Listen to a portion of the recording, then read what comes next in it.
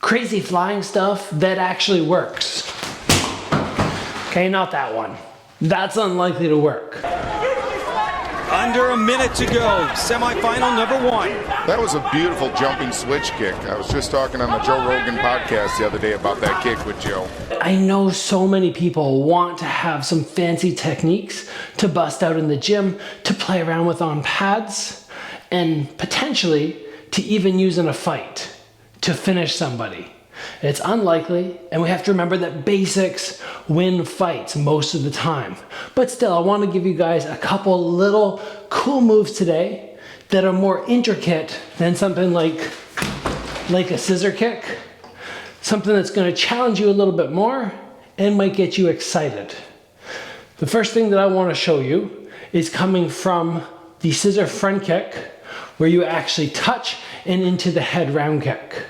And then we're going to get to the more complicated, slightly more fun moves. And even, I guess, better chance of landing. Because what can happen when you come from this front kick up to the head round kick, something like this, but maybe with a touch on the body. If I do something like that, and the front kick comes and the person scoops it, or they catch it, all of a sudden, the round kick to the head is not going to work.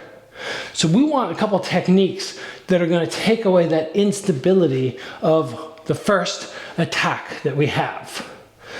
The next one, which I like to do, is let's go to the little climbing somebody.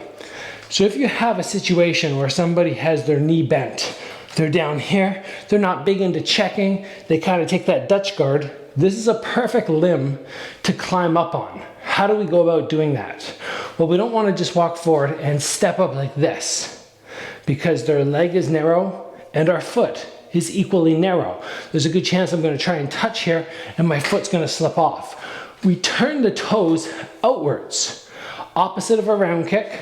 We turn the opposite direction. This opens up my hip. So now the back leg, the one that I'm not using to climb up on and push, this becomes my kicking leg, and I can easily rotate, as opposed to trying to go, okay, I'm going to climb up here, push off, jump in the air, and now I have to kick with this leg. I'm so out of position. By the time I get my shoulders turned, I'm already going to be coming back down. So I step up on the opponent like so, boom, and then from there I can push off and spring to that. Nice round kick at head level, just spring up, right up to head level. All right, this is not very easy with Bob. Not a big fan of these things, but still, you get the idea. Before we move on to fancy technique number 3, I want to remind everybody that my defense course launches on Monday. On the 25th, all the videos from chapter 1 will be released into your inbox. And then on Thursday, March 28th, we will have our first live call.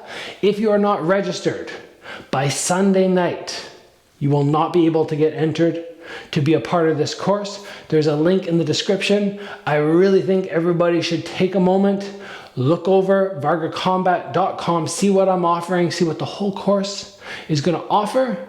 And if you go, ooh, this looks like some good stuff, and yes, defense is important, get yourself registered. The next one, which I like, and I actually utilize in sparring, this is the first one which I would actually do in sparring, is to go with an inside low. Now, Bob doesn't have that ability to elongate, so maybe I'll just turn him a little bit sideways here. So the inside low will kind of be at this distance. But then I have to get back to here for my round kick. When somebody sees the inside low come multiple times, they go on their check. From this check position, they're very easy to come up and attack here and maybe not land to the head, but get them off balance. And if they're making a classic mistake of checking and dropping their hands, then they're very open. So what I like to do is I'll set up once, I'll set up again, I'll wait for them to start checking, and then when they do check, I land that round kick. What I'm trying to do is, again, make sure when I throw my round kick, I'm not rotating my upper body, because now again, to get to this round kick and finish where I should with my right shoulder facing towards my opponent, if I'm kicking with my right leg, it's too hard. So I throw my round kicks very square. So when I get to here, the rotation is just that much. Now my personal favorite is coming off the back leg round kick and getting the guy to just check. Get them to check a couple times. 1, get fairly tight to them, sort of within punch range. 2, and then what you have to do is you tap and get that lovely little spring up to head level. His shoulders on Bob are so wide. Always hit and then they get stuck. Right, so I'm moving around, give him a little shot, proper low kick first, turn the body, again, turn the body, and then when I'm ready, nice and square, and then pop. And these 4 moves, even though they're not the most practical, the fancy things are harder, they do have a chance of landing. And I would try this out first on something like, well, probably not a bob because they're stupid, but a nice proper bag. And then from there, I would get a training partner and say, I want to try these. And they drill knowing that, okay, the head kick is going to come after, so they're protected. And then eventually, when you feel like you have your control dialed in, you move into trying and sparring. But no point in doing this in sparring if you haven't learned the technique and you don't know that you can control it, because then there's going to be so much damage. Let's call it there, everybody. Thank you for joining. As always, train hard, and I will see you back here soon for another video.